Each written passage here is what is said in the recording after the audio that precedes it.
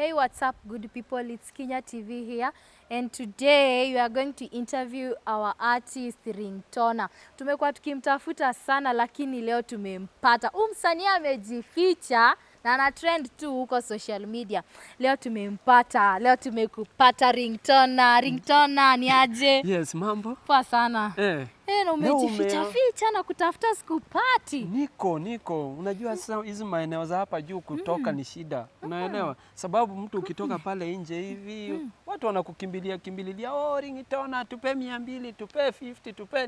Na hiyo ndo kazi hatutaki. Tunataka wananchi hapa nje wakuwe na bidii ya kutafuta pesa yao. Kumbe huku ndio unajificha. Hapa ndo najificha. Naona uko na compound kubwa. Ni kubwa. Ni vile sasa watu wanawake ndio hawataki wakuje ni waoe. Otherwise nataka kuanza competition ya kutafuta mwanamke wa kukuja na kukaa na yeye hapa. Hivyo nikusaidie kutafuta wanawake wengine? Nitafutie, lakini kwa sasa hiyo acha kwanza nijitafutie. By the way, mimi naona uko na nyumba kubwa. Na mimi naona ulianza usanii juzi. Unaweza tuambia vile ulipata hii nyumba yako? So big. Sasa Lydia, hii ni kitu kingine ngumu sana na ni kitu rahisi. Unajua vijana pale nje huwa wanataka kufanya mchezo na maisha, lakini sasa kama mimi nilianzanga maisha ya kutafuta pesa yangu nikiwa mdogo sana. Na ni wakati dunia ilikuwa imekuwa ngumu sana. Na mimi kwa saa hii ile mahali nilitoa utajiri wangu, nilitoa kwa mafuta ya petroli. Yes, ni mafuta ya petroli. Unanishtua Ringtoner. Hebu niambie hiyo story ya mafuta ya petroli. Okay, kabla sijaanza usanii, mimi nilikuwa nauza mafuta ya petroli. Nilianzianga na lita ngapi? 2. Lita ya petroli ikiwa inatoka shilingi 100. No, ilikuwa 98 shillings. So nikakuwa nauza, nikaanza 2 liters, 3 liters, nikaingia kwa 10 liters, mpaka nikaanza kuuza 20 liters. So hii petroli nikiuza, nilikuwa nauzianga watu wa pikipiki. Kuna wale wageni wanakujanga pale nyumbani, alafu hakuna petrol station karibu, vitu kama hizo. So nikakuwa nauza pale kidogo hivi. Nikaanza hivyo kutoka 2 liters mpaka mwisho nikamalizia kuuza 40 liters. 40 liters? Yes. Ulikuwa unazitoa wapi 40 liters? No, hizi 40 liters ilikuwa hivi.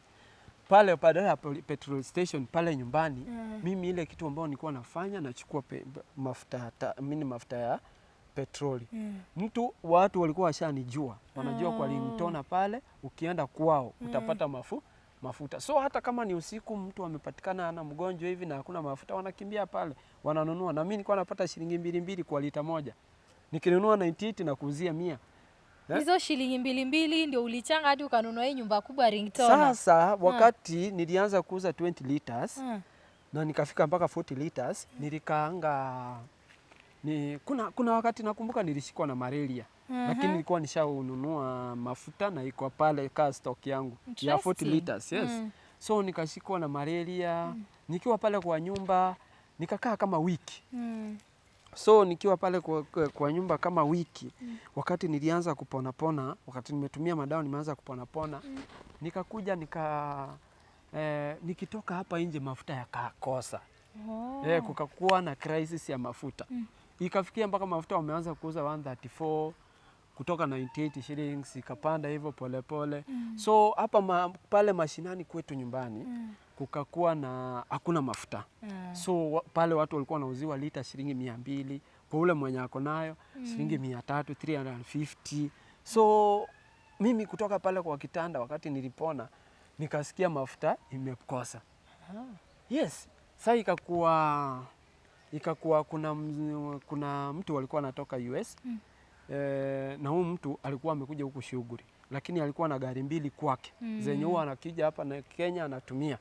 So mimi nikaamua, akakuja kutafuta mafuta kwa sababu shughuli zenye alikuja lazima angetumia taxi, atumie pikipiki ama atumie gari. So akakuja akaniambia, Ringtoner, nasikia hapo kuna mafuta. Na mimi pia bado hiyo time nilikuwa na ringaringa.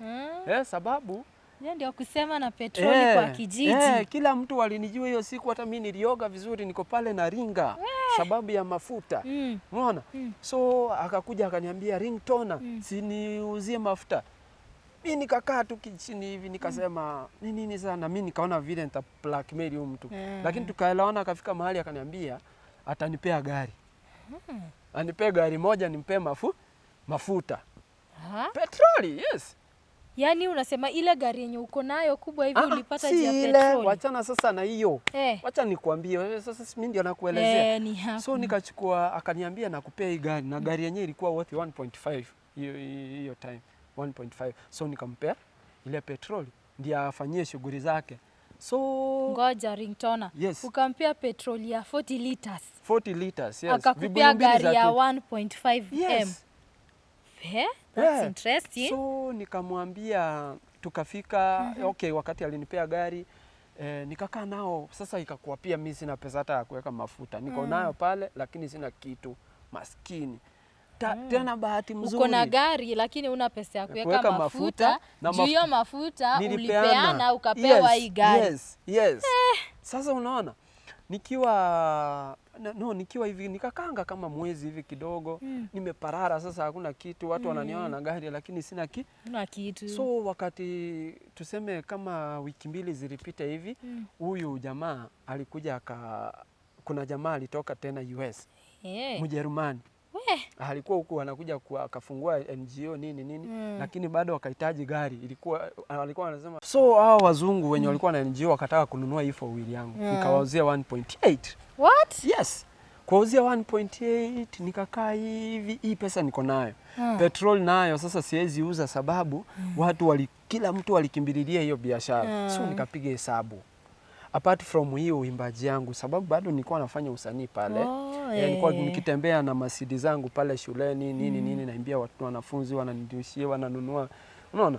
Lakini sasa hii 4-wheel wakati walinunua wakanipea 1.8, nikakaa nayo hivi kidogo. Rafiki yangu akakuja akaniambia ana rafiki yake, na huyo rafiki yake ana mzungu. Na huyo mzungu anataka kurudi kwao sababu work permit yake ishaisha hapa Kenya. So na anataka kudispose vitu zake. Hata kitu moja yao ilikuwa ni hii. Hata hii ilikuwa ya mzungu. It is worth 1.5 million vile unaiona hivi. So lakini hakujua hii nilipatanga kwa, sasa wacha nikupea hadithi kidogo. So wakati nilipata huo mzungu nikaenda kwake, akaniambia nyumba yake anataka kuuza 1.5. Lakini na mimi na ile ujanja wangu nikasema sitanunua hii nyumba na pesa yote yenye niko na. Nikampea 1500, nikamwambia nyingine nitamtumia. Unaona? Sasa uliwe mtumie hiyo pesa? Hiyo kwanza wachana nayo. So nikanunua hii nyumba. Hii nyumba ndio hii unaona. Vile inakaa hivi. Ni kubwa. Ni kubwa, hii compound nzima hii nyumba yote, it's more than 300 million. Unaona? Yes. So hivyo ndo maisha yangu yalichange. Yes. So nikakuwa niko na balance ya 1.3 na nimenunua nyumba 1500. Yes. Sasa hiyo pesa nyingine ikaenda. Hiyo 1.3. Si ndio najaribu kuinua nayo wasanii wengine hapa. Ukiniona kina Rose Mwando hapa, napiga korabo na wao, si pesa yao, ni pesa yangu.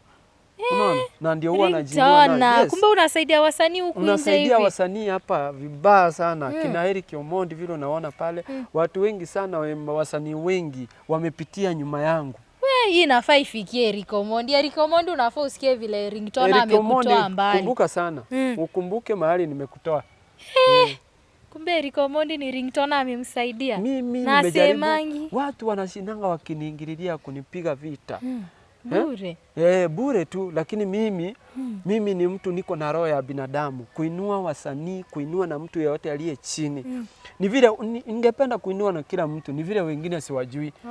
Lakini nataka kuinua wale wenye hamunijui, wale wenye sijui pia pale, jaribu kujijulisha na mimi ndio nijione kama nitawainua pia. Eric Omondi asiwatishie. The upcoming artist, umesikia Ringtoner anasaidia upcoming artist. If you are one of them, contact him. Yes, mtu kama Embarambamba. Embarambamba. Nasikia ni mkisimu wenzetu. Embarambamba ndigi nchengo konye bwana. Yes. Embarambamba igura manganai. Wasanii wenye mnataka kupata Ringtoner, enda pale Instagram utafute Kinya TV, anakuanga hapo hivyo mtampata. Lakini kuna kitu bado hujaniambia. Ulikuja ukaongezea hiyo 500,000 juu ama hiyo pesa, hii nyumba ulinunua na hiyo pesa tu hivyo? Okay, hiyo pesa kwa saa hii ningependa kupea mwenyewe. Lakini huwa namtafuta kwa simu hapatikani. Ile account number yenye nilipewa huwa najaribu kupiga simu na sikianga hiyo account number ifanye. Kwa ufupi mimi sijakatalia pesa ya mtu. Ni mtu amekosekana. Ni mtu wa kupewa hajapatikana. Alafu Ringtoner, kuna hizi story nasikiangi eti unasemaga unakuanga na biashara huko nje. Ni biashara gani hizi uko nazo? Yes, nakuanga na biashara mingi sana. Nakuanga na biashara mingi. Mimi ni mtu niko na biashara, mimi ni mtu niko na biashara. Niko na biashara, yes. Kama gani hivi? Niko na biashara mingi sana hizi maeria za hapa juu, Kilimani, Rolesho, Kileleshwa, sijui wapi. Niko na kuna zingine hata sikumbuki, lakini kuna huwa nakumbushwa na watu wangu wa kazi. Wao wananikumbusha, Ring, ile biashara uliacha nini tumetengeneza hii faida. Eriko, nashindwa Ringtoner, kwani kuna biashara nyingine tena nimesahau. Unaona? Lakini huwa wananiletea. Yaani watu wangu tu ni waroyo. Lakini sasa umesema sisi hautatuambia biashara yenye uko nazo. Biashara niko nazo mingi, Lydia. Lakini watu wa Kenya TV wacha kuingililia sana maisha yangu. Biashara niko nayo. Sasa si unaweza tuonyesha compound yako hivi tuone? Hapa nitakuonyesha na vitu zingine sitakuonyesha sababu ya watu wale wako na mdomo pale. Yes, wasanii wengi unajua hii nayo wako nayo. Sana.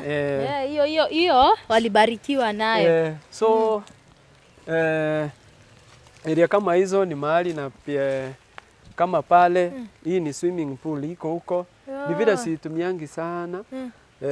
Na mahali pale kuna wale watu wanakujanga wenye wanataka kuchinja mbuzi, wanataka kuchinjia unaweka pale. Na pale ni mahali ile nasikianga ilikuwa kaburi, lakini nitakuja kuitengeneza vizuri. Huko ndio nataka watu wanakuja wanapiga bustani kidogo. Kwa hiyo kaburi? Wanapiga. Yes. Utaitoa?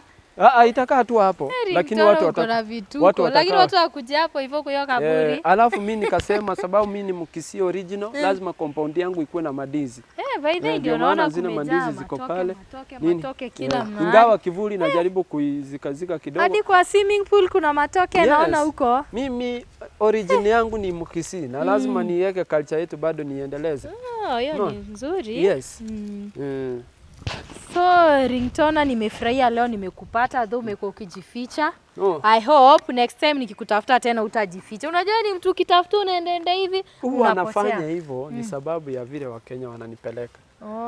Na vile wasanii wengi nao wananiongelelea. Na Wakenya wanapenda kupiga mdomo kuhusu Ringtoner. Na mimi ni Ringtoner. Ile kitu ningependa tafadhali nitoeni kwa midomo yenu. Nitoe kwa midomo yenu ndio nisikue najificha. Pia mimi nataka kutembelelea watu wengi hapa, wale wanajiweza na wenye hawajiwezi. So midomo yenu ndio inafanya pia siwezi saidia watu. Yes. So wale watu ambao mnataka kusaidiwa pale na pale, jaribu kuambia wale watu huwa wananiongelelea, wanitoe kwa midomo yao, wao ndio wamefunga baraka zenyu. Hiyo ndio kitu ningesema. Ningekuwa nishawabariki. Yes.